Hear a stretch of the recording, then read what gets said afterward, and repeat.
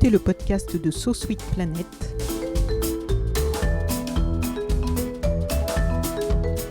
Je suis Anne Greff et je vous propose des rencontres autour des thèmes des droits humains, de la culture et de l'environnement. Anne-Sophie Novelle, bonjour. Bonjour. Ravie de te rencontrer pour parler de plusieurs choses. Donc tu es économiste de formation et tu es toi-même journaliste freelance spécialisé dans les alternatives écologiques. Tu collabores avec Le Monde, Le 1, Public Sénat, Reporters sans frontières, France TV, L'Info Durable, Oui Demain. Tu as participé à la création de Revue Far West et aux médias d'investigation Disclose. Tout cela t'a amené à te poser quelques questions et à partir de cela à chercher des réponses au travers d'une enquête sous la forme d'un documentaire. D'abord, les médias Le Monde et moi, puis d'un gros livre, Les médias Le Monde et nous, paru aux éditions Actes Sud. Nous sommes aujourd'hui dans les locaux d'Actes Sud à Paris, dans le 6e arrondissement, je précise, puisque le podcast est écouté au-delà des frontières françaises. Est-ce qu'on peut savoir toute cette histoire, ce documentaire, ce sujet, ce livre, ça a commencé quand et comment ? Alors, ça a commencé, je dirais, fin 2013, début 2014. Je travaille au 1, au Monde, je suis essentiellement ces questions d'environnement, de climat. Et je me rends compte que la défiance à l'égard de la profession, moi je l'entends. Je l'entends lors de déjeuners, lors de réflexions par-ci par-là, le ras-le-bol.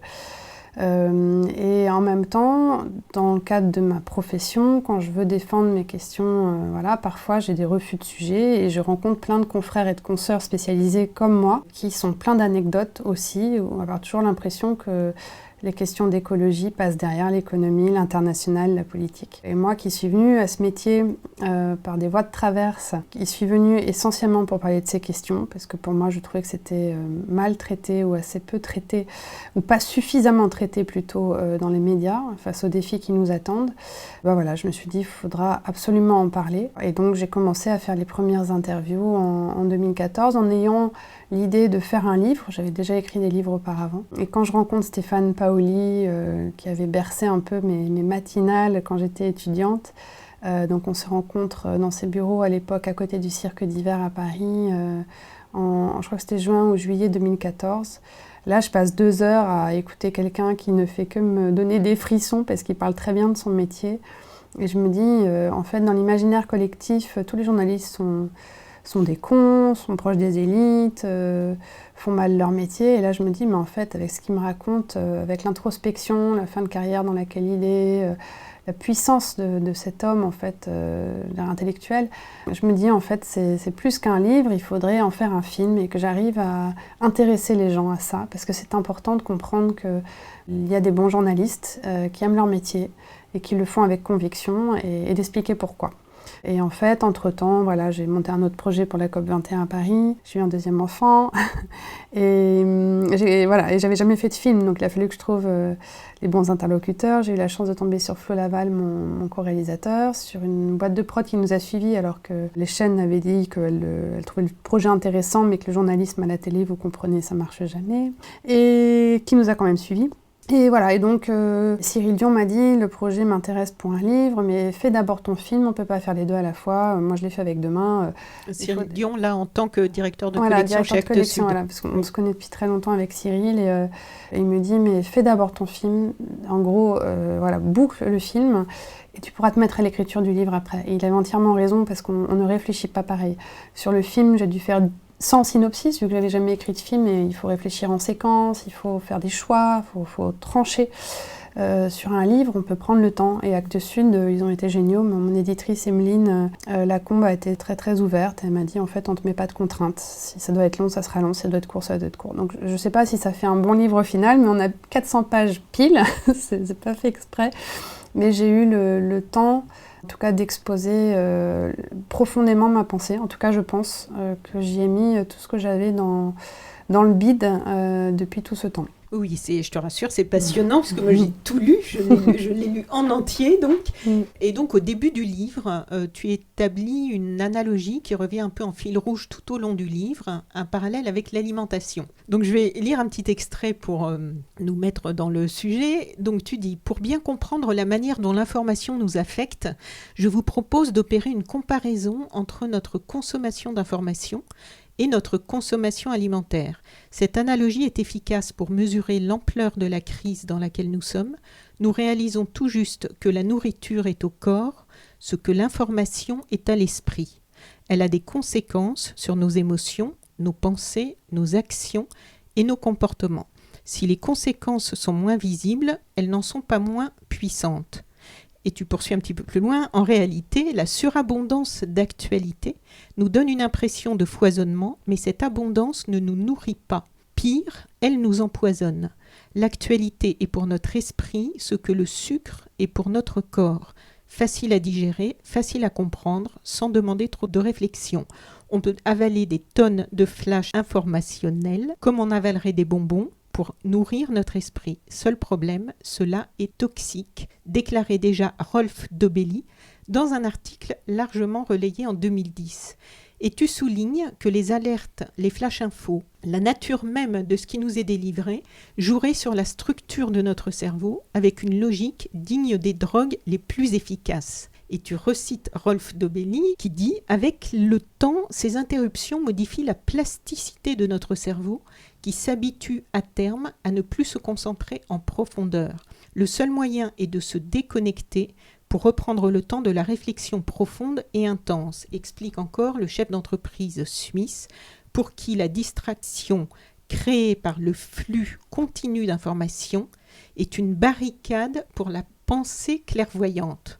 Est-ce que tu peux nous en dire un peu plus sur cette analogie que vous êtes plusieurs à souligner, hein, puisque même dans ton documentaire en Angleterre, je crois. Jodie Jackson. Oui, voilà, qui en parle aussi. En fait, c'est en février, avant de lancer les tournages, il y a 2 ans, que je m'assois un soir sur mon canapé et je me dis comment est-ce que je vais pouvoir expliquer simplement ce qui se passe. Quelle comparaison peut être faite avec le malaise qu'il y a dans le monde de l'information aujourd'hui. Et cette comparaison m'est venue assez spontanément. Il y a 10 ans, j'avais fait un bouquin sur le mouvement des locavores, les gens qui mangent uniquement dans un rayon de 200 km à la ronde. Et je me suis dit, en fait, c'est pareil. Et il y a plein d'expressions. C'est pas parce que tu cites. Alors, toi, tu ne l'avais pas encore entendu. Non, je ne l'avais pas entendu. Et en fait, c'est après... Alors, Rolf Dobelli, j'avais vu passer auparavant ces articles. Donc, peut-être que je l'avais en tête lointainement et que ça avait dû m'inspirer dans mon inconscient. Jodie Jackson, elle a eu cette même comparaison, mais je ne l'ai rencontrée qu'en octobre par la suite. Et elle a fait cet ouvrage « You are what you read » avec une couverture où on voit un journal entre 2 couverts sur une table. Mais il y a eu aussi des comparaisons dans les années 70. Et Benoît Raphaël, qui est dans le documentaire et que je cite aussi un peu dans l'ouvrage, on s'est retrouvés l'été suivant où il me dit « Anne-Sophie, voilà, j'ai écrit, etc. » Et je suis arrivée à cette comparaison et je lui dis « C'est drôle. » C'est en fait le fil rouge que j'ai choisi pour mon enquête parce qu'en fait, je crois qu'elle parle aux gens à qui je m'adresse, qu'elle est très puissante et c'est pour ça qu'on va faire la première scène du film sur un marché parce que je pense que voilà, on se nourrit le corps, il faut aussi qu'on arrive à se nourrir l'esprit et qu'on n'y pense pas assez parce que c'est moins tangible, c'est pas un geste qu'on a l'impression de faire, c'est plus virtuel bizarrement. Et donc en fait, voilà, ça ne m'appartient pas cette idée, mais je pense qu'il faut la cultiver pour le coup. Et alors donc ce désamour pour les journalistes, ce mépris même, maintenant, en fait n'est pas nouveau et on le voit au travers de, puisque tu fais aussi tout un historique, donc, et comme le fait remarquer Samuel Laurent du quotidien Le Monde, qui est spécialisé dans la vérification de l'information et qui dit dans ton documentaire que l'on est dans une perception déformée où l'on part d'une hypothèse d'un espèce d'âge d'or de l'information, je le cite, Est-ce qu'on était mieux informé, dit-il, dans les années 90 qu'aujourd'hui quand les télés faisaient de l'infospectacle à donf ou avec l'ORTF dans les années 60 ? Non. Donc ce n'est pas nouveau. Mais en fait, que les chaînes d'infos doivent faire accompagner leurs journalistes maintenant par des gardes du corps dans certaines situations, ça c'est nouveau quand même. Ah oui. Cette violence. Oui, je veux dire, depuis que les journalistes et que les médias existent, et que la presse existe plus exactement, il y a toujours eu une défiance. Voilà, les intellectuels de l'époque, de Balzac à Diderot, avaient des propos très acerbes parce que les gazetiers n'étaient pas des bons intellectuels, n'étaient pas non plus... Enfin voilà, c'était... donc ça a toujours été compliqué. Il y a toujours eu une critique des médias en même temps que les médias existent. Donc la critique, elle peut avoir du bon. Les choses se sont compliquées quand on a commencé à avoir des annonceurs, des gros actionnaires, et la proximité avec la politique aussi pose problème. Donc ça a été ainsi de tout temps, sauf qu'avec l'intensification des flux d'informations, avec l'évolution de l'actu, les chaînes d'information en continu, le fait que tout le monde puisse s'exprimer, ce qui a de très bons aspects, ça a aussi provoqué une espèce voilà, on attend plus en fait, on a besoin d'y voir clair, et en fait pour moi c'est juste, cette violence est juste le symptôme de gens qui perdent pied et qui s'en prennent aux messagers. Et c'est aussi le symptôme de cette défiance qui s'est généralisée. Alors autant par rapport à la presse, il y a toujours eu une défiance fluctuante mais plutôt basse. Enfin, je veux dire, la confiance était basse. Et par rapport aux autres institutions comme l'Église, l'État, l'hôpital, etc., où la confiance était encore assez haute, là, la défiance est en train de croître. Et donc, vu qu'il y a une défiance généralisée à l'égard de toutes les institutions et que les médias sont obligés de relayer tout ça, on les prend aussi à partie pour cette raison. Et puis après, il y a un certain nombre d'erreurs qui ont été faites et qu'il faut reconnaître. Je pense que là-dessus, la profession doit d'une certaine manière faire un peu son mea culpa. Et redescendre en fait. Voilà, si la parole de la presse est dans une cour de récré où tout le monde peut s'exprimer et du coup on n'arrive plus à y voir clair, peut-être que il faut repartir de cette cour de récré et aider à prendre un petit peu de hauteur. Et c'est un peu tout ce que je plaide en disant, voilà, la profession a eu des torts, mais elle a aussi, pour beaucoup de journalistes et la majorité des journalistes, les conditions de travail se sont dégradées. Pour vous, public, c'est pareil. Notre condition d'accès à l'information a énormément évolué. Ça a du bon, mais c'est aussi très compliqué. Et c'est lassant, et on ne sait plus où choisir alors qu'il y a une bonne face cachée des médias.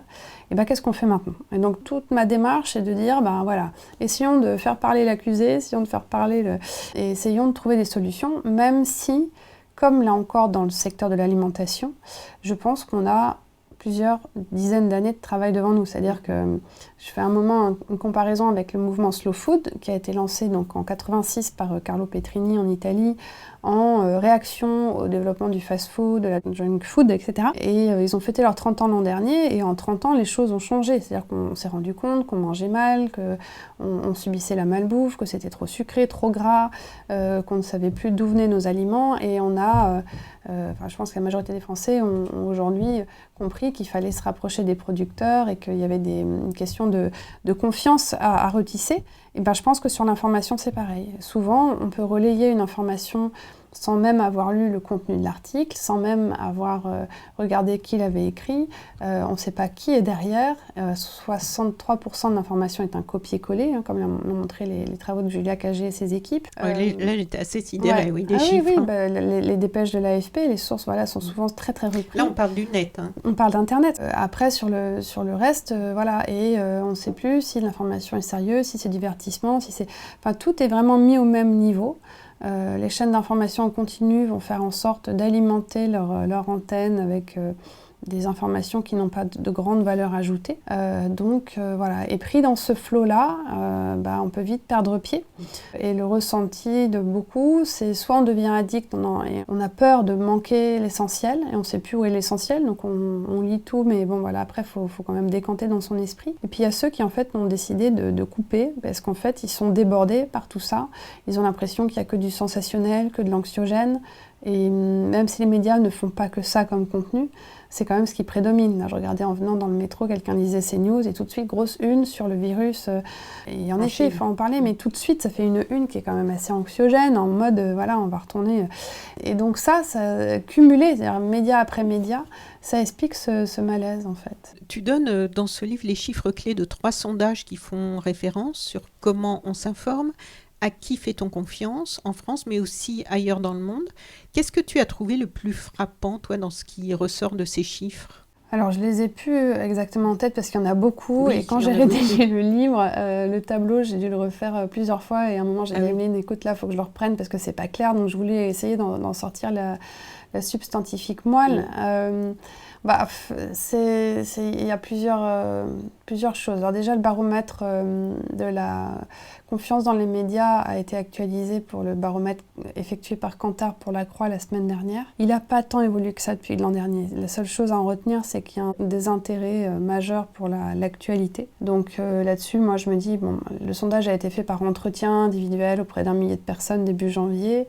La question, c'est qu'est-ce qu'on entend par actualité. Oui. C'est-à-dire, il y a une lassitude vis-à-vis de l'actualité, mais je pense que c'est le moment d'interroger la notion d'actualité. Et avec les Gilets jaunes, c'est la notion de représentation aussi qui est ressortie. Oui. C'est-à-dire, on me parle de choses qui ne représentent pas mon quotidien. Alors, est-ce qu'on a besoin de parler que de votre quotidien? C'est aussi une autre question, mais c'est que des questions, en fait, quand on s'intéresse à ce sujet, parce qu'en fait, ça interroge notre rapport au réel et à notre façon de faire société. Et vu les temps qu'on vit, c'est un peu compliqué. Donc, il y avait... voilà, ça désintérêt pour l'actualité qui était assez fort. Après, ce que je trouvais le plus intéressant, c'était pas forcément dans les sondages qui en fait fluctuent, montrent les usages, les évolutions, le fait que on n'aime pas la télé, mais c'est quand même le média qu'on regarde le plus, que l'internet, on consomme de plus en plus dessus, mais qu'on est quand même on est lucide en fait, parce que la majorité ne croit pas à ce qu'ils lisent, donc en fait, ça veut dire aussi qu'il y a une forme de doute, et donc cette notion de doute, voilà. Mais ce qui m'a donné le vertige, ça n'a pas forcément été dans les chiffres, ça a été peut-être à travers toutes les lectures et tous les ressentis que j'ai eus, un truc un peu vertigineux de me dire en fait, aujourd'hui, chacun a sa propre consommation d'informations via les réseaux sociaux. En fait, c'est à l'image de l'individualisme qui a grandi dans nos sociétés, où finalement, je n'ai plus de référents qui me permettent de bâtir mes croyances, et quelque chose qui ferait foi de manière un peu unanime, mais je peux avoir mes propres croyances et aller faire la guerre sur les réseaux pour justifier que j'ai raison, essayer d'imposer ma vision à d'autres, et donc ça dépasse même le cadre du problème de la presse, c'est plus le fonctionnement même des réseaux sociaux, des outils numériques, qui fait qu'on est abreuvé de plein de choses qui peuvent être vraies, fausses, qui peuvent justifier. On peut aller abonder dans mon sens alors que je peux avoir tort sur le fond. La mécanique complotiste qui était là depuis toujours peut être nourrie aussi avec des hoax, et tout ça, ça se superpose. Et à un moment, quand on faisait le tournage avec Flo, on était en Angleterre, je me souviens, à Londres, et je lui dis, mais en fait, comment est-ce qu'on peut parler de ça, quoi? Et je lui dis, je crois que c'est un peu la fable de l'éléphant là, que certains utilisent dans le monde du développement personnel, où je crois que c'est quelques aveugles qui arrivent près d'un éléphant, et puis chacun touche un bout de l'éléphant, et dit, pour moi, l'éléphant, c'est ça, et puis l'autre dit, pour moi, l'éléphant, c'est ça. Et ils ont tous un bout de la réalité, mais ils n'ont pas la bonne version, parce que la bonne version, c'est l'approche globale qui prend du recul, qui prend du temps, et qui reste pas dans le réflexe, mais qui va dans la réflexion. Et tout ça doit nous interroger, en fait. C'est ça qui m'a donné le plus de... Voilà. Et à me dire, comment est-ce qu'on va faire société si maintenant, ce qui ne vaut pour moi n'est que ma propre croyance, et comment est-ce que je peux aller contre ma propre croyance? Ça demande aussi beaucoup de travail sur soi, que c'est de l'humilité qu'il faut derrière, c'est accepter qu'on peut s'être trompé. Et je pense qu'on est juste en train de comprendre ça. Et on comprend parce que... de la désinformation ou de la mésinformation peuvent aussi avoir des conséquences, parce que certains ont des intérêts à désinformer pour défendre leur propre pouvoir. Oui, et que avec la démocratie, du coup, y a des élections qui ont été fortement influencées par des réseaux d'influence. Et pour moi, c'est des guerres qui se profilent, des guerres informationnelles. Avec les Gilets jaunes, tu en parlais là, on a beaucoup parlé du problème de la représentativité d'une partie de la population qui ne se trouve pas représentée dans les médias, qui exprime une souffrance de ne pas se trouver représentée dans les médias. On a parlé pour ça de la France rurale, de ceux qui sont dans la précarité. On a moins parlé, me semble-t-il, de tous ceux qui appartiennent aux minorités, qui ne se sentent pas représentés non plus. Mais qu'est-ce qui coince avec la représentativité ici? Comment se fait-il qu'on en soit toujours là? Il y a eu des commissions pour la diversité, au CNC, à France Télévisions, tout ça, et finalement on a l'impression que ça n'avance pas beaucoup. Et pourquoi, que ce soit la France rurale, que ce soit les populations LGBT, que ce soit les minorités racisées, ou voilà. Donc, qu'est-ce qui coince? Et la question que je me suis posée aussi, c'est est-ce que tu as vu des pays où ça fonctionne mieux? ou les minorités, ou des populations qui ici ne se trouvent pas assez représentées, ou ça fonctionne mieux ailleurs, ou est-ce que c'est un problème qui est général? À quoi on peut l'attribuer? Oui, c'est un problème général, je pense, de représentativité de ces minorités dans la profession même des journalistes, ce qui fait que si on n'a pas de représentants, peut-être qu'on n'a pas des gens sensibles à ces problématiques, du coup ça ne peut pas transparaître dans l'émetteur de l'information. Et ça a été dénoncé depuis toujours, et les choses bougent doucement. Il y a quand même des initiatives comme la Chance Média, comme le Bondi Blog, mais qui restent trop souvent les seuls. Donc il faut quand même faire un travail là-dessus sur le recrutement. Oui, puis qui ne sont pas connus forcément du plus grand nombre. Qui ne sont pas connus, puis qui restent encore pour moi trop petites. Mais c'est compliqué de rentrer dans les rédactions aujourd'hui. Donc à côté de ça, au-delà de cette représentation dans la profession même, les plus beaux exemples que j'ai vus, c'était aux États-Unis. Alors, on a suivi celui de Philadelphie, qui se passe donc du coup avec Broken Philly, ça s'appelle. Et en fait, aux États-Unis, il y a beaucoup de médias identitaires, j'ai envie de dire, qui sont sur des minorités. Là, c'était une minorité hispanique. Il y avait une radio. Et donc, en fait, Jean Friedman-Rydowski, qu'on a été suivre, elle est rédactrice en chef d'une méta-rédaction, c'est-à-dire qu'elle a agrégé autour d'elle une vingtaine de rédactions. Et elle est partie du problème de la pauvreté à Philadelphie en disant mais en fait on est la plus grosse ville pauvre des États-Unis. L'image de la ville, c'est que c'est une ville de plus en plus pauvre et difficile, que la majorité des gens vivent, qu'une bonne partie des gens vivent sous le seuil de pauvreté. Qu'est-ce qu'on peut faire en tant que média pour s'atteler à cette problématique?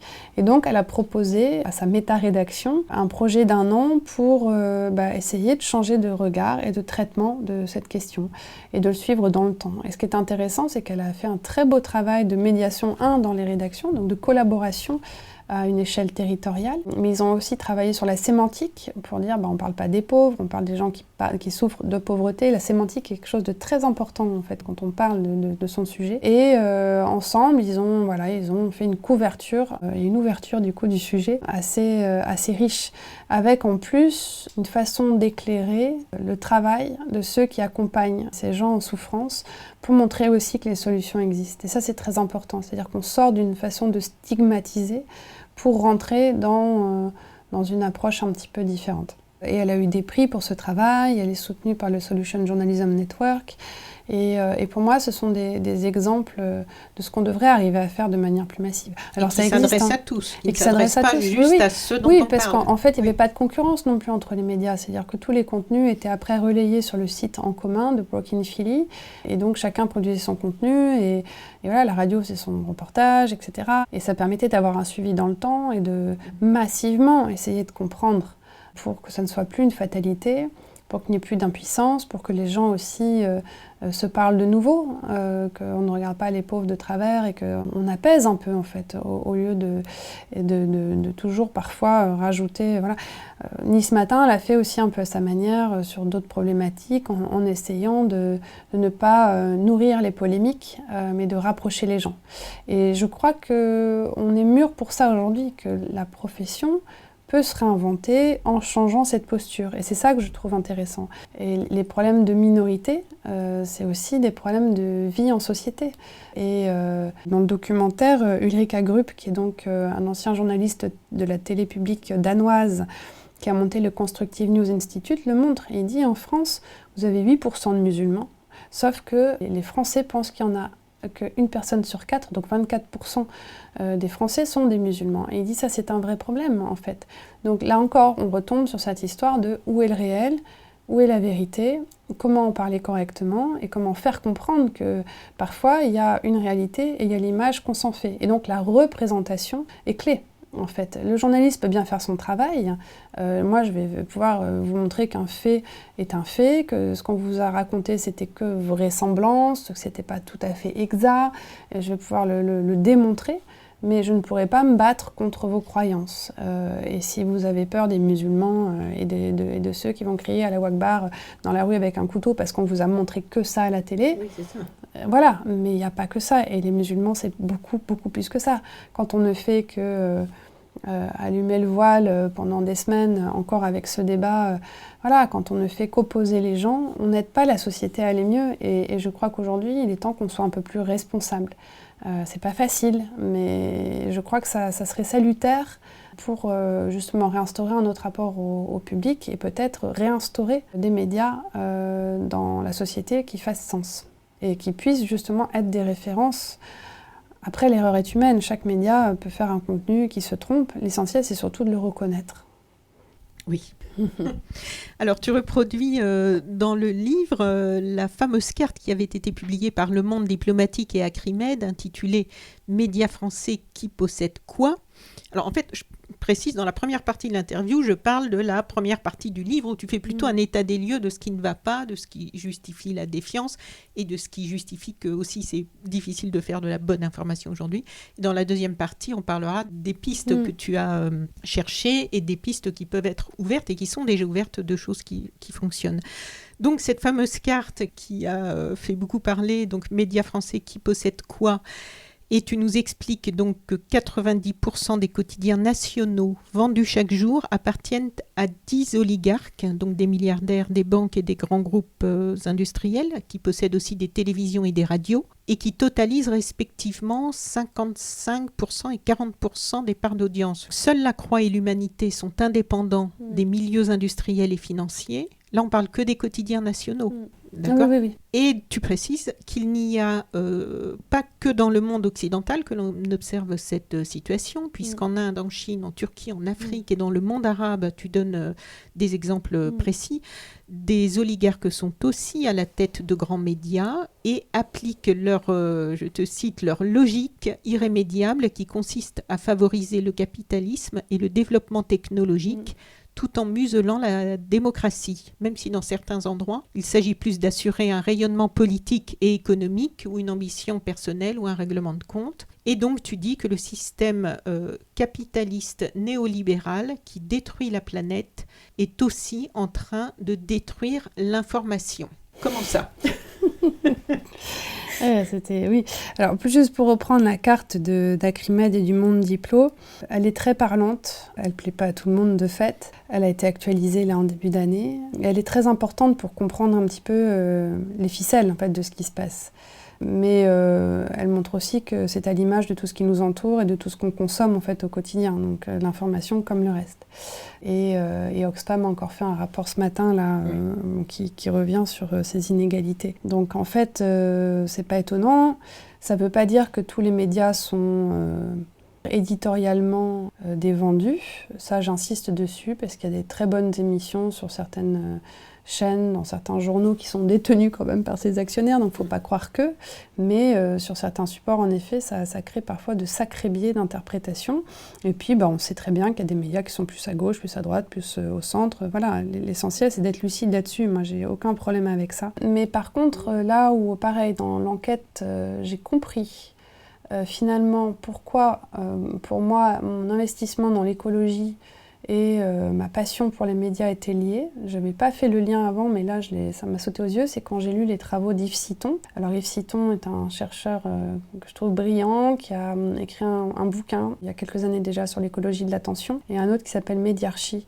Et bon, alors, il a un jargon de chercheur pour en parler, mais moi, je trouve ça passionnant, la façon dont il a pu décrypter tous ces mécanismes à l'œuvre. Et c'est en le lisant que j'ai compris à quel point cette logique en fait d'industriel, de puissance qui pèse sur les médias rend impossible le discours en fait qui défend d'autres valeurs. Donc un système capitaliste qui produit des médias détenus dans une logique capitaliste peut difficilement donner la parole à des alternatives qui sont plutôt anticapitalistes, on va dire. On va me dire, il n'y a pas besoin d'aller lire Yves Citon pour se rendre compte de ça, je suis d'accord. Mais sa façon de le décrire, pour moi, c'était une façon de montrer que tout ce qui concourt à l'effondrement aujourd'hui de nos sociétés, dont on parle beaucoup, et sans devenir collapsologue, il y a quand même un certain nombre de signaux qui montrent que ça va pas bien, en fait c'est aussi ce qui est en train de détruire notre capacité à faire société, et ça on le voit moins. Et c'est ce qui est en train de détruire nos capacités d'attention, nos capacités de choix collectifs, et ça cultive juste dans une approche très libertaire, mais dans le mauvais sens du terme pour moi, et individualiste, ça nous empêche de de vraiment réfléchir ensemble. Et ça divise. Et je pense qu'on divise pour mieux régner. Et que ces outils qui nous ont envahis au quotidien, qui nous rendent addicts, qui ont des conséquences sur notre capacité de mémoire, de réflexion, si en plus dedans on met de l'information qui n'est pas de bonne qualité, eh ben, vous voyez le résultat. Et c'est ça qui m'inquiète en fait. Et c'est cette connexion-là que j'ai vue en me disant, bah, en fait, tout va dans le même sens. Notre monde, la planète, on est en train de l'abîmer. Il faudrait qu'on remette en cause profondément notre modèle de société pour s'en sortir avec des positions radicales comme Greta Thunberg l'exprime si bien. Et c'est pour ça qu'elle dérange autant. Et c'est pour ça qu'elle est aussi au centre d'une guerre de l'info, avec des unes qui l'accablent, avec des tweets incendiaires, des insultes très fortes. Et en fait, les médias ne sont que le reflet de tout ça, en fait. Et je me faisais des réflexions bêtes, mais l'autre jour, je me dis, tiens... on a de plus en plus honte de prendre l'avion. Dans un monde où on pourra plus se déplacer, admettons, il n'y aura plus de pétrole, comment est-ce qu'on découvrira le monde? On le découvrira uniquement parce qu'il y aura de l'information et des médias. Mais si ce qu'on se met dans la tête n'est pas de bonne qualité, et si c'est manipulé, comment je vais faire, moi, quel est mon rapport au monde? Et si, en plus, on est tous derrière un casque de réalité virtuelle demain, on ne pourra plus faire société. C'est là qu'en fait, le clivage est en train de s'accroître, qu'il y a un fossé fondamental entre des personnes qui ont envie quand même d'essayer de remonter des collectifs, d'avoir une vision assez humaniste de la société, et d'autres qui sont vraiment à l'opposé, en pensant que la technologie nous sauvera et que tout arrivera par le biais de, je sais pas moi, de l'intelligence artificielle ou autre. Et ça, c'est dangereux. Et je pense que c'est cette guerre dans laquelle on est en train de rentrer et qu'il faut vraiment prendre conscience. Alors, je suis de nature optimiste, je suis même pas optimiste, non, je crois que c'est plutôt possibiliste, à me dire, il y a des choses à faire, mais il faut le faire. Si on ne le fait pas, ça va être un peu compliqué. Voilà, et il y a quand même une certaine urgence aujourd'hui. Ah oui, on est dans plein d'urgence. Oui. Ouais. Et alors ensuite, pour partir dans des choses qui sont de cette complexité, mais que je trouve vraiment intéressant d'en parler, de les poser sur la table, il y a le rôle des infomédiaires. Les infomédiaires, c'est un mot un peu barbare comme ça. Et là, tu dis, en fait, la manière dont nous accédons à l'information change aujourd'hui. Et plusieurs infomédiaires, donc fournisseurs d'accès Internet, moteurs de recherche, réseaux sociaux, plateformes d'échange, viennent se greffer aux médias auxquels vous pouvez accéder en ligne. Conséquence, ces infomédiaires développent par eux-mêmes une production d'informations qui parfois est la première à laquelle les internautes ont accès. Ils sont aussi à l'origine des algorithmes utilisés par les moteurs de recherche et les réseaux sociaux, et détermine donc des modes d'accès à l'information dont le fonctionnement est souvent obscur et sans doute optimisé pour réaliser le maximum de visites et de profits. Donc, ce qui est le plus mis en avant dans la façon dont l'information nous arrive quand on ne se pose pas de questions sur tout ça, quand on va sur le net, qu'on se pose devant notre écran et qu'on a ce déferlement d'informations entre guillemets, parce que c'est vraiment de news, quoi. Donc, dans la façon dont l'information nous arrive, dans la façon dont elle nous apparaît et dans la façon dont cette information est hiérarchisée, donc là je parle d'Internet, tout ça c'est étrangement géré, ce ne sont plus des rédacteurs en chef, des rédactions qui décident de ce qui est mis en avant, mais des algorithmes, des préoccupations donc mercantiles, et puis il y a les fameuses bulles de filtre. Est-ce que tu peux nous expliquer rapidement ce que sont ces bulles de filtre? On en a déjà pas mal entendu parler. Il y avait un chapitre très intéressant dans un livre d'ailleurs qui est aussi paru chez Actes Sud de Georges Marshall, Le syndrome de l'autruche, pourquoi notre cerveau veut ignorer le changement climatique. Et c'est là où j'ai vraiment pris connaissance de cette histoire des bulles de filtre. Depuis, je me rends compte à quel point, aussi bien du côté des politiques que du côté des activistes, des militants, que du côté des simples citoyens avec les convictions, comme tu pouvais dire tout à l'heure, où on est dans notre conviction et on creuse un sillon et en fait ça devient une ornière, on n'arrive plus à en sortir, on ne s'en rend même pas compte. Donc est-ce que tu peux nous expliquer un petit peu, pour ceux qui n'en auraient pas encore entendu parler, ce que sont ces bulles de filtre? En fait, c'est le fonctionnement... Qui conditionne beaucoup de choses. Oui, le fonctionnement algorithmique... qui va nous mettre un peu dans une cage en fait. Parce que c'est marrant, mon parrain m'a fait un retour sur l'ouvrage, il m'a dit j'ai découvert que j'étais emprisonnée et qu'il y avait tellement d'autres choses à faire. Et en fait, c'est ça, c'est le petit hamster qui est dans sa cage et qui va juste cliquer sur tout ce qui l'intéresse et du coup l'algorithme va dire il aime ça, alors je vais lui donner encore plus de ce qu'il aime et puis du coup il va courir encore plus vite pour aller lire d'autres choses qui ressemblent à ça. Facebook fonctionne comme ça. Et voilà, et du coup on va m'enfermer avec des gens qui rapportent des propos similaires à ce que je veux lire, il y aura plus beaucoup de diversité en fait. nombre de fois où je me suis dit, moi, dans l'univers de l'écologie, bah oui, forcément, je clique sur ces articles-là. Du coup, j'ai l'impression qu'on en parle de plus en plus, etc. Mais en fait, je suis dans mon bocal. On est plein à être d'accord. Je suis dans un bocal, où, en fait, j'ai l'impression que ça avance, mais je tourne en rond dans mon bocal. Et à côté de moi, il y a des gens qui sont dans des bocaux, qui sont sur des idées politiques radicalement différentes et qui sont en train de prendre aussi énormément dans la société. Donc, en fait, c'est pas parce que... Voilà, c'est pas en restant dans mon bocal. À la limite, faudrait... En fait, faudrait les tromper, ces algorithmes. Il faudrait les cliquer sur n'importe quoi. En fait, c'est terrible parce que on a l'impression d'être dans Matrix. Pour sortir de la matrice, on se rend compte, mais quand j'ai pris connaissance de ça avec le livre de George Marshall il y a déjà quelques années maintenant, et je me suis dit, mais comment sortir des bulles de filtre? Et en fait, lui, ce que j'aimais bien dans son livre, c'est que justement, il expliquait qu'il était allé, il s'était engagé dans des groupes de gens qui étaient à l'extrême inverse, c'est-à-dire des climato-sceptiques, enfin plus que climato-sceptiques, des négationnistes, négateurs du climat. Négateurs du climat, voilà. Et qu'il est allé vraiment aux réunions et tout ça pour entendre et prendre connaissance de... Mais finalement, il faut avoir le temps déjà quand même de faire ça. Oui, pas la portée de tout le monde. Georges, il a le temps parce qu'il a monté son think tank à Londres, la Climate Outreach, justement pour essayer de comprendre comment vulgariser au mieux cette problématique. On a pu travailler ensemble sur un rapport sur les visuels climatiques avec Place to Be. Il était venu à Place to Be en 2015 pour la COP21 et c'est là qu'on a sympathisé et voilà. Du coup, il prend ce temps-là et sa quête, c'est vraiment de dire comment est-ce que je peux faire passer cette idée, mais etc. pour nous, simples citoyens, quand on bosse, pour les gens qui si ont on n'en a pas confiance, c'est pour ça que moi je voulais vraiment vulgariser cette question, c'est-à-dire que quand on n'aime pas les médias et les critiques les plus acerbes que je rencontre là-dessus, ils sont dans leur mode de pensée aussi, c'est-à-dire ils sont tous possédés par les actionnaires, ils sont tous pourris, et du coup je rejette la profession, d'un revers de main. Mais si on reste sur cette posture critique, c'est aussi un confort. Moi j'invite tout le monde, ceux qui y croient, ceux qui n'y croient plus, à dire essayez de sortir de ça et essayons de se reparler différemment. Je ne veux pas accuser la profession parce que je pense qu'il y en a plein qui sont des galériens de l'info et qui font de leur mieux et qui parfois font des choix qui ne correspondent pas à leurs idéaux mais parce qu'on leur a imposé de le faire et voilà.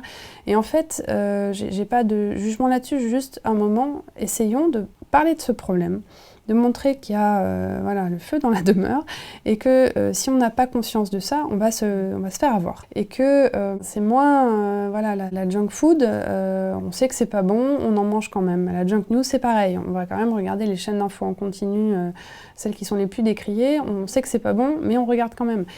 Ok, c'est le même principe derrière, donc maintenant on le sait. Donc évitez du coup de continuer à en consommer. Faites-le peut-être une fois de temps en temps pour vous rendre compte à quel point c'est pas bon.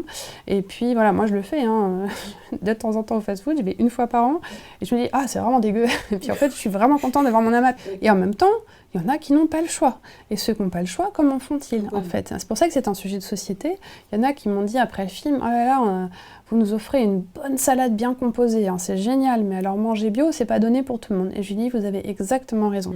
Le problème de la bonne information aujourd'hui, c'est qu'elle peut coûter très cher en abonnement, etc. Qu'elle est mise à concurrence avec des abonnements téléphoniques, des abonnements internet, des abonnements des plateformes de streaming, avec plein d'autres choses en fait, parce que le coût de la vie est là. Donc comment s'informer gratis, sachant que l'information a quand même une valeur et que le juste prix de l'info, personne ne le connaît, mais en fait ça a un coût de produire de la bonne information, ça a un coût en temps, ça a un coût parce qu'il faut pour payer des gens pour avoir. Donc le lien de confiance doit un peu se réinsuffler à tous les niveaux et se dire, ça serait bien qu'on réfléchisse à comment rapprocher consommateurs, producteurs d'informations, comment trouver des systèmes un peu nouveaux qui permettent à chacun d'avoir accès à ça. C'est pour ça que j'aime beaucoup le Guardian, qui finalement a les moyens de ses ambitions. On va en parler longuement, parce que là, franchement, c'est vraiment étonnant, tout ce qu'ils ont. Mais il faudrait qu'on puisse le faire sur des médias plus petits, plus locaux. Et Dieu sait que localement, il y a des choses à faire, que je crois beaucoup à cette place du local. Mais les journaux locaux souvent passent en dernier, derrière des choses plus nationales ou internationales. Donc le problème est très complexe. C'est-à-dire que moi, plus je posais des questions, plus j'en avais. J'ai aucune certitude sur ce sujet. C'est très vivant, ça évolue tous les jours. Tout ce que je sais, c'est qu'on est quand même au fond de la... voilà, et qu'on ne peut que du coup tout réinventer. Et ça je me dis, faut y aller. Alors, Benoît Raphaël a des comparaisons proches d'Étienne. Je vais citer un extrait de sa version, mais que tu reproduis plus longuement dans le livre et dans laquelle il évoque très bien ce phénomène-là des bulles de filtre où il dit « 20 ans après Google, on est passé de notre petite bulle locale à une incroyable explosion pour revenir à de nouvelles bulles que l'on appelle aujourd'hui les bulles d'information ou les bulles de filtre. Paradoxe absolu de la crise d'épilepsie qui transforme l'ouverture au monde et aux autres en une vague d'uniformisation débilitante que l'on pourrait comparer à la monoculture, conséquence d'une industrie agroalimentaire rendue folle par une mondialisation devenue hors de contrôle et prise au piège de ses propres commandements. Les fake news sont la vache folle de l'industrie de l'information. On commence à se dire qu'il y a quelque chose qui ne tourne pas vraiment rond, mais comme il y a 20 ans avec la vache folle, on ne sait pas précisément comment s'y prendre, parce que c'est tout un système qu'il faudrait changer. Et donc, ce qui nous est présenté ou qui nous apparaît comme important dans ces bulles de filtre, là, comme on vient d'en parler, en fait, ce que je me disais en lisant tout ça, c'est le résultat d'un système de valeurs qui est corrompu. C'est plus un système de valeurs avec un rédacteur en chef qui va décider ça c'est le plus important aujourd'hui, puis ensuite en deuxième position on va mettre ça et en troisième position. Là, on a l'impression d'une espèce de chaos qui nous met tout ça dans n'importe quel ordre, qui nous fait croire parce qu'une chose va revenir de façon récurrente, parce qu'elle va être beaucoup relayée, parce qu'il y a un aspect sensationnel. Ça diffuse dans notre inconscient que c'est le plus important du jour, et le plus important n'est pas forcément le plus dramatique non plus. Exactement. Et c'est pour ça que j'ai été touchée par Stéphane Pauly, dont je parlais tout à l'heure. Lui est arrivé à l'antenne au moment où Lady Di a eu son accident à Paris, et forcément c'était à la une de tous les médias pendant plusieurs jours, et lui avait décidé ce jour-là de faire sa une sur un car en Algérie avec des jeunes femmes qui étaient mortes dans un attentat, et il avait dû se battre pour imposer ça. Mais c'est toujours le fruit de choix. Alors après, il y a plusieurs choses qui se sont passées. Je pense que les rédacteurs en chef font toujours leur travail. Dans un média donné, ils choisissent quelle une, quel sujet mettre en 1, en 2, en 3, comment on compose un journal. Après, tout dépend du support sur lequel on travaille. Un présentateur télé a normalement sous les yeux toutes les télés concurrentes et on peut adapter en temps réel en fonction de la concurrence. Donc en fait, cette course à l'audience biaise en fait les choses. Et depuis qu'il y a Internet, on n'a plus ce rapport à la hiérarchie de l'info. En tout cas, on l'a moins. On peut avoir des choses en une, mais on l'a moins qu'avant. Beaucoup de gens ont l'info par Facebook ou par Twitter Facebook, par ou Instagram. C'est un peu bordélique, quoi. Et c'est marrant, c'est qu'une des personnes sur le marché, Ali Bond, dans le film, le premier, elle dit « Bah oui, moi j'aime l'info, mais qu'est-ce que c'est un bordel, quoi !» Bah ouais, c'est le bordel, mon gars. Enfin, oui, et c'est exactement ça. Donc c'est une mondialisation chaotique qui fait qu'on y voit plus clair, avec une information censée être vérifiée de qualité, qui se retrouve au même niveau que des propos d'éditocrates, comme diraient les Gilets jaunes, au même propos qu'un communiqué d'une grande entreprise qui a ses propres intérêts, qu'un plaidoyer d'une ONG, tout se retrouve au même niveau. Élise Lucet, dans le documentaire, dit en fait, c'était une vraie cour de récré. Et oui, donc comment est-ce qu'on survit dans tout ça ? Et en plus, avec aujourd'hui des hommes politiques qui, comme Trump, ne font que taper sur les médias, et donc c'est à qui tapera le mieux sur la presse. Alors voilà, bizarrement, il y a de plus en plus de gens qui s'abonnent au New York Times, au Washington Post aux États-Unis, mais c'est devenu une guerre, c'est ce que je disais en fait, et entre qui dit la vérité. Moi j'ai raison, eux ils ont tort, mais du coup ceux qui sont censés dire la vérité, on dit qu'ils sont que du fake, et c'est pour ça qu'on parle d'ère de post-vérité, et certains même parlent de post-news, parce que en fait on ne sait plus ce qui fait actualité, on ne sait plus ce qui est nécessaire. Et donc voilà, on en revient à ce fameux travail chantier à mettre en œuvre pour essayer de bien et de mieux s'informer aujourd'hui.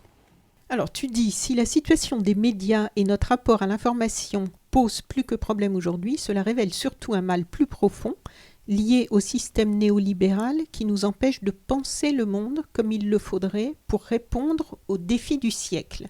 Ce qui nous amène à un chapitre très important de ton livre, donc je rappelle le titre « Les médias, le monde et nous ». Et ce chapitre important, c'est l'impensé écologique. Et là, je pense que tu t'es régalée puisque c'était vraiment ton sujet aussi au sein du sujet des médias. Donc, dans ce chapitre, tu proposes un rapide historique de la place du sujet écologie-environnement dans la presse française depuis les années 60-70. C'est vraiment intéressant d'ailleurs de voir l'évolution et de la façon dont il est régulièrement mal traité ou négligé. Et tu nous expliques aussi que le sujet, même bien traité, a souvent eu du mal à intéresser le public, au-delà du public déjà sensibilisé. Et tu dis, il demeure que la fabrique médiatique et son traitement des questions climatiques et écologiques ne permettent pas encore de comprendre ni penser la complexité et l'interdépendance des questions qui y sont reliées. Et c'est vrai que c'est finalement cette complexité aujourd'hui autour de la question environnementale qui touche tous les domaines en fait. On a l'impression que ça nous dépasse. Cette complexité, elle est quand même très difficile à gérer aujourd'hui. Il faut à la fois avoir beaucoup de compétences, beaucoup de connaissances et puis une grande ouverture pour essayer de comprendre justement cette interdépendance dont tu parles, de toutes les questions qui y sont reliées. En fait, quand on relie ça à la question des médias, on retombe sur la difficulté. C'est pour ça que je dis au départ qu'il y a un impensé écologique, dans le sens où l'actualité n'est traitée que sous le prisme, bien souvent, du développement économique, de la croissance, de la bourse, de la finance. On va vous parler des problèmes sans revenir suffisamment sur des raisons qui parfois sont profondément liées à des questions de rapport aux ressources, etc. Et ce dysfonctionnement-là ne permet pas à cette complexité d'émerger. Et qui dit complexité dit prendre le temps de la comprendre, de se renseigner, de questionner. Et quand on fait de l'actualité, on n'a pas forcément le temps. Donc je ne suis pas pour plaider que pour de la slow info. Ça, c'est pas mon approche. C'est juste dire, il est temps que dans les médias, peut-être qu'il y ait dans une ligne éditoriale donnée, un parti pris qui soit pas forcément porté uniquement par cette vision du développement.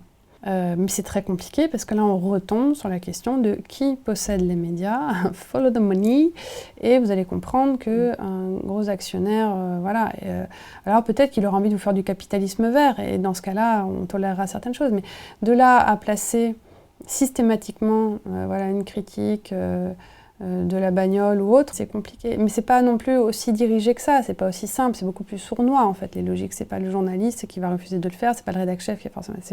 Ça se passe autrement. C'est le modèle de société dans son ensemble qu'il faut modifier. Mais même quand on parle d'écologie, c'est un terme qui a été malmené, qui est détesté par beaucoup, qui est associé pour d'autres au Parti des Verts.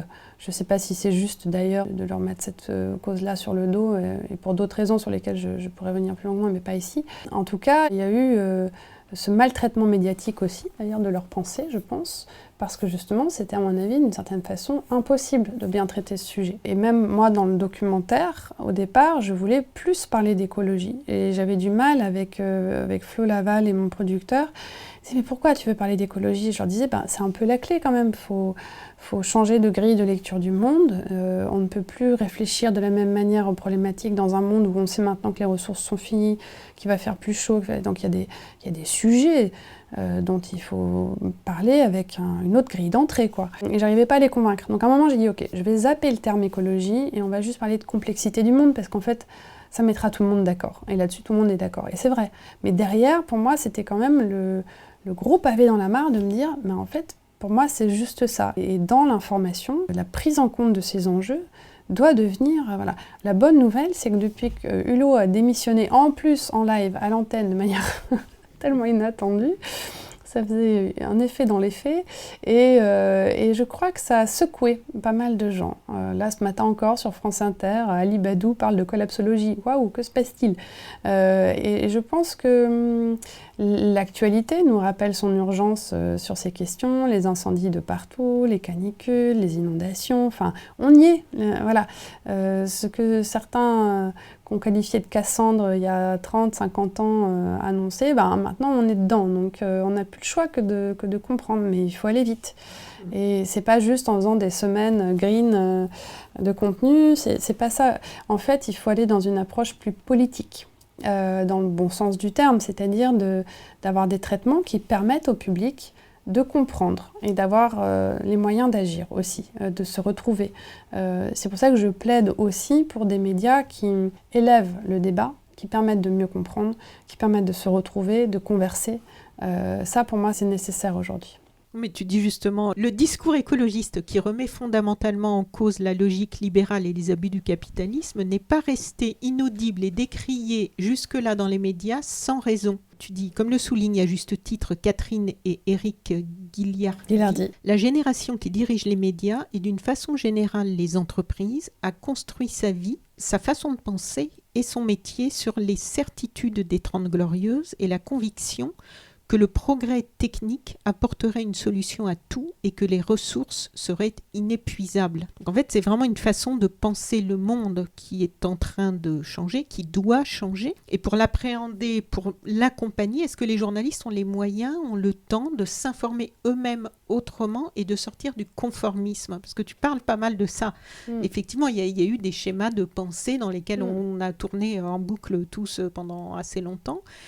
Est-ce qu'ils ont les moyens de sortir du conformisme. Et déjà, faut-il avoir conscience qu'on est dans une pensée qui obéit à un certain conformisme. Oui, je pense qu'il faut déjà en avoir conscience. Du coup, après, il faut se renseigner. Mais il faut aussi des rédactions qui l'intègrent dans leur éditorial. Je veux dire, moi, journaliste, je fais ce que je peux, comme plein d'autres confrères et consoeurs. Il y en a plein en ce moment qui ont compris et qui, du coup, vont faire plus de sujets là-dessus, parce que de fait, ça les préoccupe.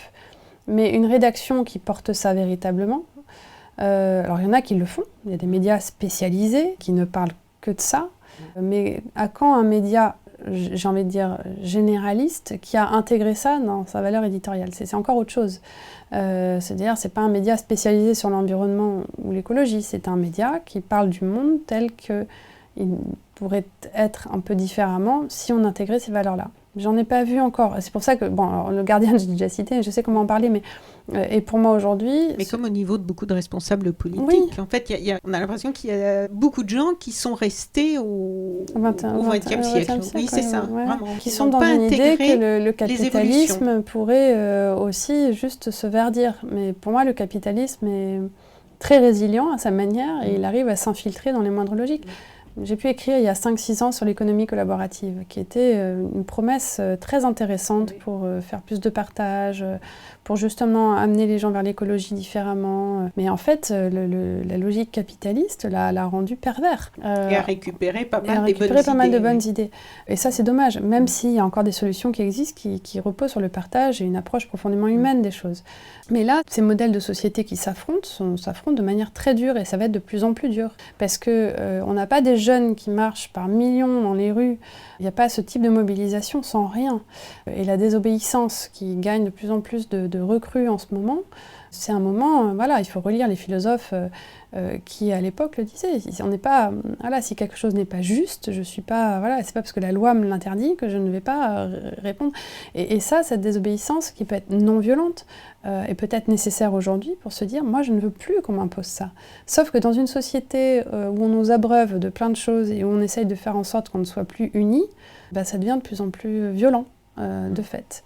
Mais la prise de conscience est là. Donc, en fait, je me dis que si elle reste insuffisante, elle commence quand même à émerger. Donc on a, là de toute façon on a une décennie pour essayer de changer les choses. Et c'est pour ça que ça va devenir de plus en plus violent si les décisions politiques et les actes ne sont pas plus forts, parce que les gens commencent aussi à avoir peur. Toi, comment t'es venue cette conscience écologique ? En fait... Tu étais dans un environnement qui a favorisé ça, où il y a eu un moment, un événement, un déclic. J'ai grandi en Bourgogne, à Nevers, un endroit où il n'y avait pas trop de maisons, ça s'est construit, j'ai vu l'urbanisation. Mais au-delà de ça, la vraie prise de conscience, ça a été au cours de mon parcours universitaire, parce que moi j'ai justement travaillé beaucoup sur les questions de mondialisation du commerce et de la finance. Et la première chose qui m'a vraiment interpellée, c'est Seattle en 99, autour justement d'une réunion de l'OMC. Des grosses manifs. Et là, j'entends parler des ONG comme Oxfam ou autres, et je me dis, tiens, c'est quoi leur idéal? Qu'est-ce qu'ils défendent? Pourquoi les altermondialistes, c'est quoi? Et donc, j'ai fait des études d'économie, donc à beaucoup travaillé sur, justement, le fonctionnement de l'OMC. J'ai fait mon mémoire en DEA là-dessus. J'ai travaillé après sur ma thèse d'économie sur le terrorisme, à revenir en plus sur ces outils commerciaux, financiers, de sanctions, d'incitation financière, etc. Et à me rendre compte à quel point ce fonctionnement du monde était perverse et ne pouvait qu'entretenir des injustices, des inégalités, nourrir les rancœurs et la violence, etc. Et donc, je l'ai mis en préambule de ma thèse, je finirai ma carrière à ne travailler que sur ces questions d'environnement et de développement durable parce que ce sont les plus importantes aujourd'hui. Il n'y a pas de défi qui vaille plus que celui-là. Et donc, de fil en aiguille, pour moi, quand on commence à comprendre cette complexité, on a tous une porte d'entrée différente.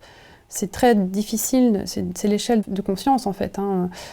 Soit on ignore tout, puis à un moment on commence à comprendre un aspect du sujet et on va devenir un féroce défenseur, je ne sais pas de quelle cause. Et puis après on commence à comprendre qu'il y a plein d'autres problématiques, que tout est lié. Et donc c'est une spirale sur laquelle on chemine progressivement à son rythme. Et après, une fois qu'on a une vision globale des choses, on mesure cette complexité. Ça ne doit pas nous empêcher d'agir. C'est pas toujours facile à accepter, mais voilà. Je l'ai compris comme ça, moi, et c'était au début des années 2000.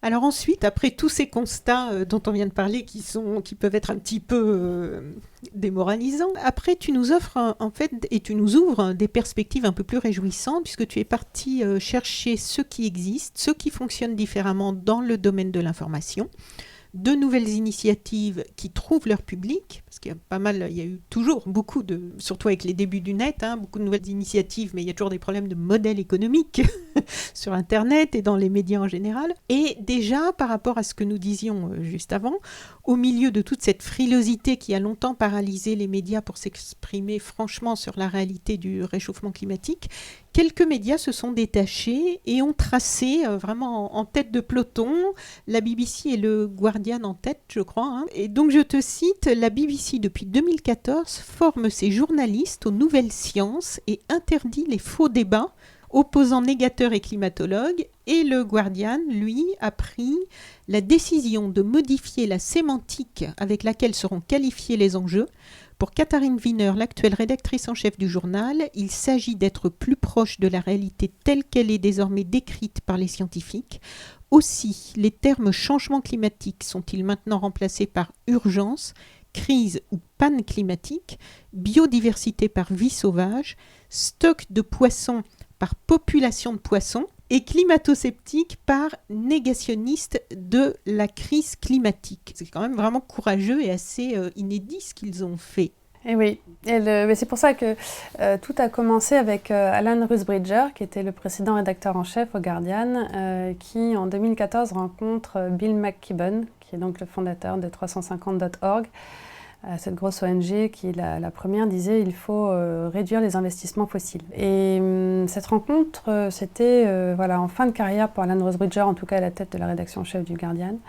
Et il s'est dit, qu'est-ce que dans... Le Guardian, donc on va dire... Oui, journal britannique qui existe depuis... un grand journal britannique. Oui, qui est un des journaux les plus lus dans le monde d'ailleurs, parce que forcément anglophone. 150 millions de visiteurs uniques par mois, dis-tu. Ça. Troisième site de presse le plus consulté du monde. Exactement. Et en fait, il s'est dit, dans les 6 mois qui me restent, je vais faire quelque chose que je n'ai pas fait au long de ma carrière et sur lequel j'ai pas envie d'avoir de regrets.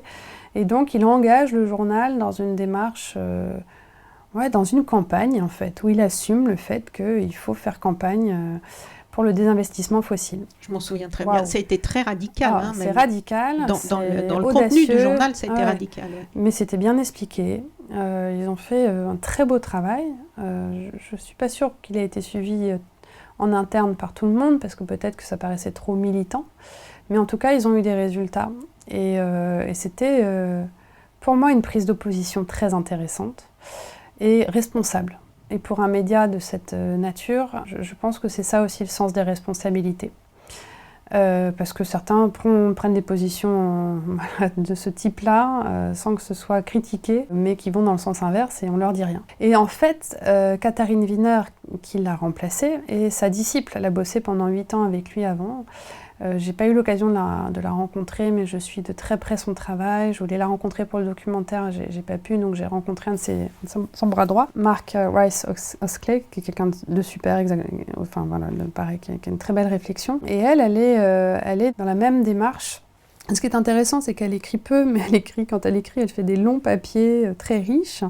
Et elle avait interrogé précédemment la place du lecteur dans l'information au XXIe siècle, et un de ses derniers papiers où elle repositionnait le Guardian, elle dit comment est-ce qu'on informe dans une ère de post-vérité. Et elle retrace toute l'histoire du Guardian, du journal, de ses valeurs, et elle dit voilà, au XXIe siècle, voilà comment nous devons nous positionner. Et donc l'arrivée de ce changement sémantique dans le journal, en plus d'autres mesures qui ont été prises aussi pour développer plus de journalisme constructif, etc., aussi un autre rapport au lecteur, ça s'inscrit dans la même démarche. Tout le contenu est en accès libre. Oui, en fait, alors, tout le monde est invité, mais il y a plein de médias qui font ça maintenant à donner un peu. Mais après, il y a toujours des abonnements, des gens qui peuvent s'abonner, etc. Mais c'est un principe où en fait, le contenu reste en accès libre. Et on compte sur vous pour nous soutenir dans ce qu'on fait. Et ce que j'aime, en fait, c'est qu'ils affichent leurs valeurs. C'est cette notion d'engagement que j'essaye de défendre qui est pas du militantisme. Alors, j'ai rien contre le militantisme, mais souvent on l'entend de travers, comme si du coup on ne pouvait pas rapporter une vérité. Voilà, mais je pense qu'aujourd'hui, cette notion d'engagement est importante. Elle est importante parce qu'on sait qui on a en face, on sait quelles sont les valeurs défendues, c'est affiché noir sur blanc, c'est comme s'il y avait une charte de confiance, et on annonce la couleur. Et c'est très bien, parce que du coup, les choses sont claires, elles sont posées, elles sont assumées, mais ça n'empêche pas de faire du bon travail, parce que cet engagement-là donne aussi une obligation de résultat, et que ça pousse aussi à être honnête, ça pousse plein de choses derrière. Et moi, je pense qu'on en a besoin, parce qu'en fait, plus personne n'est dupe. Moi, tout le monde me dit, mais l'objectivité, mais arrêtons avec l'objectivité.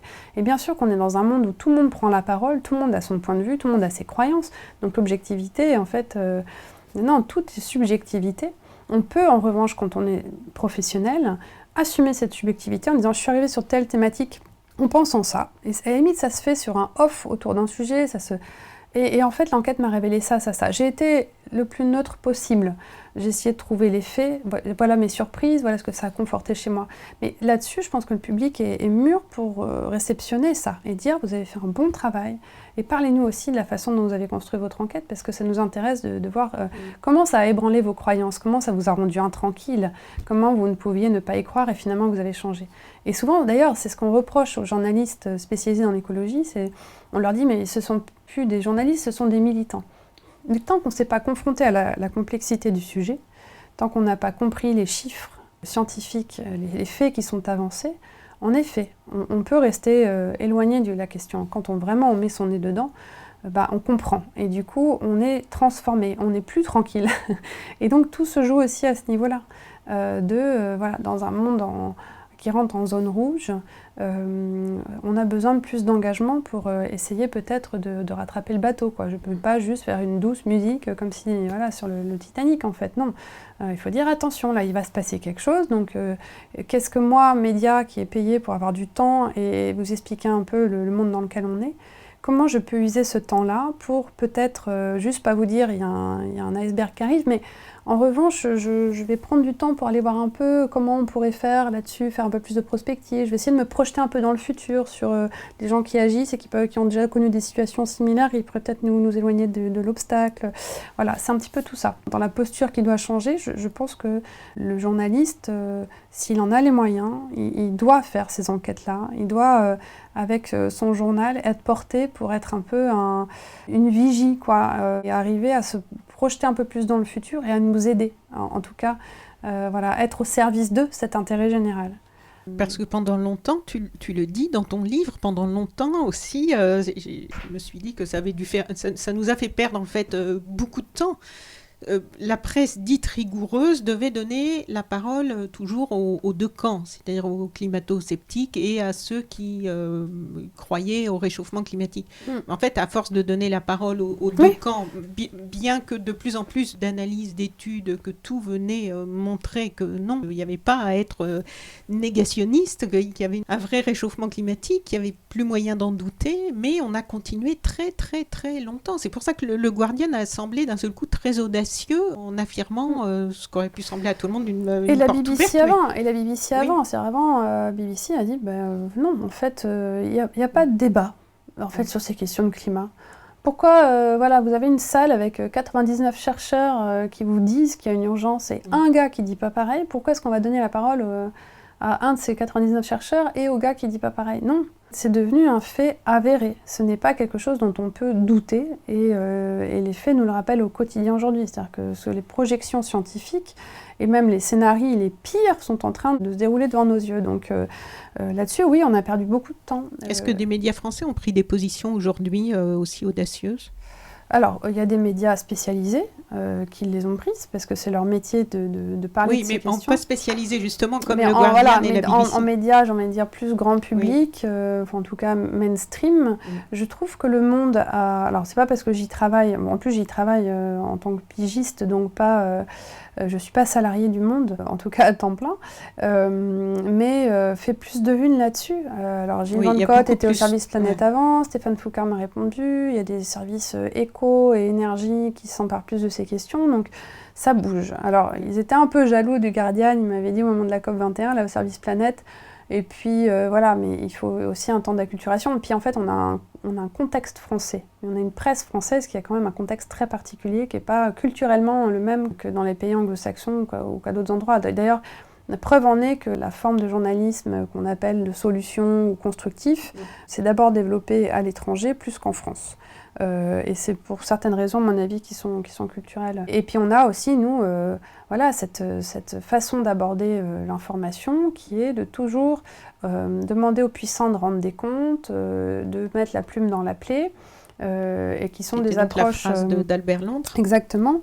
On n'est pas là pour mettre des pétales de rose, mais en fait, je pense qu'il faut garder ce précepte-là, mais qu'il faut l'enrichir, il faut le prolonger. Il faut aujourd'hui parler aussi de celles et ceux qui pensent la plaie avec un A, c'est-à-dire qui la soignent, qui prennent soin de la société et qui nous aident à trouver les solutions. Si on ne fait que mettre le doigt là où ça fait mal, eh ben on a une société qui commence à être malade aussi de tout ça. J'aime beaucoup la phrase qui ouvre ton chapitre « Retrouver du sens » avec une citation de Jay Rosen. Donc cette citation, c'est « Faire des journaux les sages-femmes de la citoyenneté ». Quelle belle phrase. Et tu commences ce chapitre comme ça. « Il ne saurait y avoir de droit chemin et heureusement, mais les pistes évoquées ici convergent toutes vers l'émergence d'un journalisme plus constructif, plus nourrissant, entre guillemets, un peu comme l'alimentation biologique, cultivée autrement, avec du temps, à la main, sans produits dopants ni course au scoop et à la rentabilité. Aussi est-il intéressant de voir que cette recherche de sens opérée par un secteur qui effectue sa mue passe par une introspection sur les raisons d'être du média et ses vocations au XXIe siècle. Est-ce que tu peux nous parler un petit peu des principales pistes dont tu parles dans le livre, qui sont des pistes, bon là on a parlé de BBC Guardian, mais il y a aussi Disclose, Broken Philly, on en a parlé tout à l'heure, le journalisme de solution, tu viens de l'évoquer, mais peut-être que tu peux nous en parler un petit peu en précisant ce qu'il n'est pas, parce qu'il y a aussi beaucoup de malentendus à son sujet. Et puis ensuite, je te demanderai de réagir sur 2 mots, et puis on aura terminé. Je ne sais pas par quoi commencer du coup, mais en les tout principales cas, pistes. Alors, les principales pistes, j'en évoque 5. J'invite la profession à retrouver les faits, à retrouver du temps, à retrouver le public, à retrouver du sens et à retrouver un cadre. Alors, retrouver les faits, c'est la base. La première étape pour moi, c'est de renouer avec les fondamentaux. Retrouver les faits, c'est refaire de l'investigation, refaire du terrain, arrêter d'être un journaliste Shiva derrière son écran qui va faire 5 articles par jour pour aller vite. Ça faut de l'argent pour tout ça. Exactement. C'est le fact-checking qui s'est beaucoup développé parce que les Français, et même de manière générale, on attend des journalistes qui nous aident à y voir clair. Donc en fait, cette attente-là, elle est significative. Il faut pas, voilà, c'est pour ça qu'il y a quand même des signes à prendre en compte sur l'avenir de la profession. Plusieurs médias ont créé déjà des services. 5 médias en France ont créé des services de fact-checking. Et donc du coup, ça c'est très important. Retrouver du temps, c'est donc forcément retrouver du temps d'investigation. C'est aussi ne pas céder forcément qu'à l'actualité. Donc certains ont créé des médias qui prennent le temps, ce qu'on appelle le slow journalism, mais c'est aussi retrouver le temps de dire les choses. Donc c'est pour ça que je fais aussi une analyse de la sémantique à ce niveau-là. Et c'est pas que de la presse papier long format qu'on achète de manière trimestrielle, ça peut être aussi de belles enquêtes interactives, des jeux vidéo qui font du news vidéo. Enfin, c'est très très intéressant ce qu'on peut trouver à ce niveau-là. Je parle notamment de David Dufresne qui a été très médiatisé avec sa démarche autour des violences policières dernièrement. Mais moi, c'est un journaliste que je suis depuis 10 ans, j'adore son travail. Il travaille beaucoup avec Upian et il a fait des jeux, il a eu beaucoup de prix pour tout son travail. Et à chaque fois, il a pris des sujets qu'il a suivis dans le long terme et il a toujours travaillé le format, la forme avec le fond. Donc ça, c'est très utile ce qu'il a su faire. Ensuite, retrouver le public, c'est ce que les médias ont perdu. Donc c'est comment est-ce qu'on retrouve des axes de conversation, comment est-ce qu'on est plus à l'écoute, comment est-ce qu'on fait participer ce public-là, et sur le financement des médias, mais pas pour leur vendre un produit, pour leur vendre en fait un autre rapport, un engagement, une forme de collaboration en fait, et leur montrer qu'ils peuvent adhérer à un média d'information qui va les éclairer autant qu'aujourd'hui on va adhérer à une ONG par conviction, parce qu'on a envie de devenir membre. Et comment le public aussi va se nourrir avec des médias éclairants. Et donc je cite des exemples de démarches qui sont faites pour converser autrement. Et ça c'est très important. En France on a Le Drinche qui fait ça, qui est un journal. Le Dranche qui fait ça, c'est un journal, un papier. Mais il y a aussi des Crossing Divides de la BBC, ou My Country Talks, qui sont aussi des initiatives du Zeit en Allemagne, qui permettent de recréer des espaces où en fait les journalistes sont mis en posture de médiateurs. Et ça veut dire beaucoup. Et puis après, donc, retrouver un cadre, c'est tout ce que j'interroge sur le fait que les entreprises de presse en tant que telles ne se sont jamais véritablement interrogées sur leurs responsabilités. Bizarrement, TF1 l'a fait avant tous, mais parce qu'il appartient à Bouygues. Là, France TV le fait. Responsabilité sociale, environnementale. Certains l'ont fait dans des grands groupes, mais ça c'est resté quand même assez marginal. Là, les écoles parisiens se lancent en 2020, bien. Donc ça avance. Retrouver le cadre, c'est aussi tous les débats qu'il y a aujourd'hui autour de la déontologie, sachant que la profession est malmenée. Je parlais tout à l'heure du rôle des politiques dans la façon d'attiser en fait les polémiques autour de la profession, mais on a aussi eu la loi sur le secret des affaires qui dépend les puissants, on a eu la loi anti-fake news qui a beaucoup remué la profession, et donc l'idée de mettre en place un conseil de déontologie agite aussi énormément, pour des bonnes raisons, je ne vais pas revenir dessus ici, mais oui, j'étais assez surprise en te lisant de découvrir que nous n'avions pas de conseil de la presse en France. Non, on a le CSA qui pour l'instant fait ça de temps en temps par défaut, mais on n'a pas... Et retrouver le sens, enfin, c'est ça, c'est ce que je disais sur l'engagement, c'est ce que je détaille sur ces questions de journalisme... constructif, d'antidote, qu'il y a plein de termes, aucun terme n'est satisfaisant, mais ça devrait juste être le journalisme, en fait, à terme, qui est un journalisme qui montre les deux revers de la médaille, qui n'est pas un journalisme qui va ne faire que cibler ce qui ne va pas, mais c'est un journalisme qui, une fois qu'il a montré ce qui ne va pas, et c'est surtout une fois qu'il l'a fait, qui va prolonger son travail en montrant aussi comment est-ce qu'on peut agir, qui va montrer des solutions qui ont marché comme des solutions qui n'ont pas marché, qui va décrypter le pourquoi du comment, pourquoi ça marche et comment est-ce que ça peut être réplicable. Donc ça commence à intéresser maintenant, et le Solution Journalism Network a mis en place plein d'éléments de langage en disant oui, en effet, ce journalisme-là n'est pas un journalisme de plaidoyer, c'est pas un journalisme qui fait de la communication, c'est pas un journalisme qui va mettre en avant les super-héros, c'est pas un journalisme qui va raconter que des histoires positives parce que ça nous intéresse pas d'avoir que du positif, et qui dit par contre c'est un journalisme qui se place plus dans le futur, c'est un journalisme qui va compléter, qui va donner plus de couleurs pour peindre un tableau de la réalité, etc. Et ça, je pense que, en tout cas pour les journalistes d'investigation que j'ai pu rencontrer à l'étranger, et notamment aux États-Unis, c'est le futur du journalisme. C'est-à-dire que ça englobe en fait beaucoup des notions que je détaille, mais pour eux, c'est vraiment le futur du journalisme est là, et il sera aussi important que l'investigation ne l'est aujourd'hui, dans la représentation qu'on se fait du journalisme.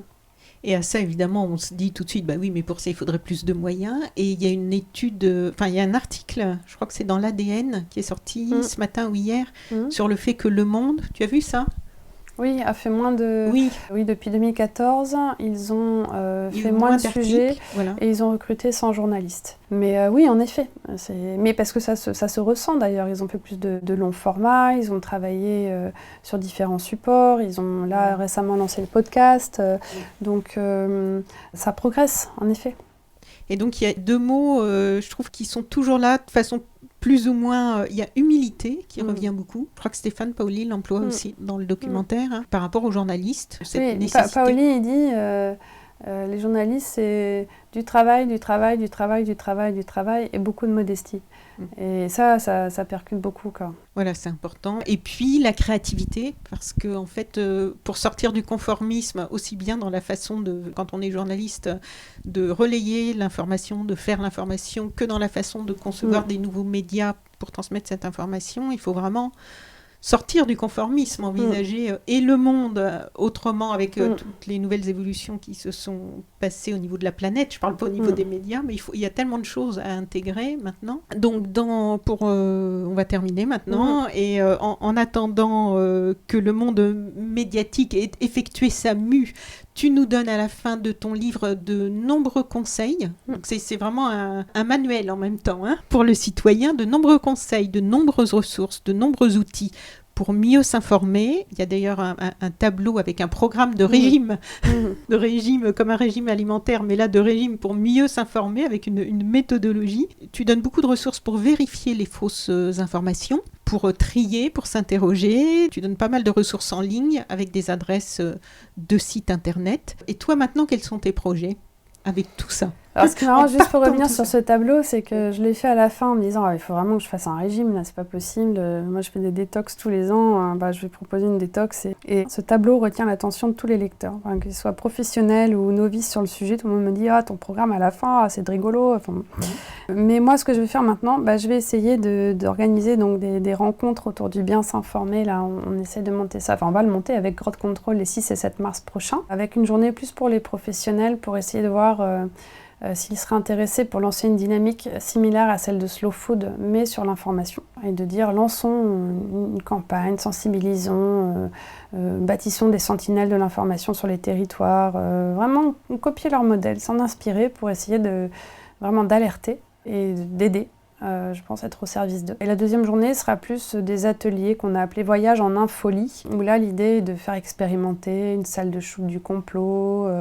Moi je pense que j'aurai un petit stand pour aider les gens à comprendre quel est leur régime informationnel, comment ils s'informent au quotidien, quelles sont les différentes formes d'information au quotidien, etc. Donc on va tester des choses et voilà. Et en fonction de ça, je verrai par la suite s'il y a plus à faire. Mais voilà. Et mon rêve serait aussi de pouvoir intégrer une rédaction aujourd'hui en étant vraiment en charge de l'impact. C'est ce que je fais au sein de Disclose, mais on n'a pas encore les moyens de faire tout ce qu'on veut. Disclose, c'est un média d'investigation. Disclose, c'est un média d'investigation. À but non lucratif. À but non lucratif. C'est un modèle très nouveau qui correspond à un modèle de ProPublica aux États-Unis ou de Bureau of Investigative Journalism en Angleterre. On a fait 2 investigations, 3 même, mais la première, c'était sur les ventes d'armes de la France à l'Arabie Saoudite, qui nourrit la guerre au Yémen et la famine au Yémen. Avec des armes qu'on retrouve là-bas. Exactement. Et la deuxième, c'était avant Noël, là, sur la pédophilie dans le monde du sport. C'est assez glaçant. Mais voilà. Et donc, notre fonctionnement, c'est d'avoir des partenaires médias qui diffusent nos enquêtes gratuitement. Et on ne dépend que des membres de notre association, de notre ONG, en fait. Et la société de presse est fondée par l'ONG et on touche aussi de l'argent de certaines fondations, mais pas des fondations d'entreprise. Donc on a vraiment cultivé l'indépendance, on va faire un travail sur la pédagogie et donc moi je suis en charge au sein de l'organisation de l'impact et donc c'est-à-dire du suivi des enquêtes, du travail dans le temps, voilà. Et ça c'est passionnant. Mais j'aimerais le faire aussi pour d'autres rédactions, ça m'intéresserait énormément de pouvoir leur dire aujourd'hui au XXIe siècle, votre rôle doit changer. Il faut des postes qui sont un peu à cheval sur l'éditorial et en lien avec la société civile et qui vous permettent d'avancer pour éclairer le monde différemment. Donc c'est une part d'éducation aux médias comme une part de rapport au réel qui se change un petit peu. Et je pense que ça fera partie de la façon dont on pourra regagner en posture dans la société aussi et regagner un petit peu de confiance. Bien. Anne-Sophie Novelle, merci beaucoup. Merci beaucoup, Anne. On rappelle donc le titre de ton livre, Les médias, le monde et nous, de Anne-Sophie Novelle, aux éditions Domaine du possible chez Actes Sud. Et le documentaire, on peut le voir sur doc.tv. Docs TV, ouais. Voilà, Docs TV. Il y a aussi des sites internet, les médias Le Monde et nous, c'est ça? Les médias, le monde et moi.com. Et un autre site pour toi? Non, mais celui-là ira très bien. Sinon, c'est demoinsenmieux.com aussi. De moins en mieux. Ouais. .com. Et puis sur Twitter, tu es assez active aussi. Oui. Voilà, merci beaucoup. Merci beaucoup, Anne. Bonne continuation. Chers auditeurs, si vous avez apprécié cet entretien, merci de mettre 5 étoiles au podcast de So Sweet Planet sur iTunes. C'est très important pour qu'il ait plus de visibilité. N'oubliez pas de vous abonner, soit à la newsletter sur sosweetplanet.com ou sur iTunes, au podcast, ou les deux, pour être informé des prochains podcasts mis en ligne. À bientôt.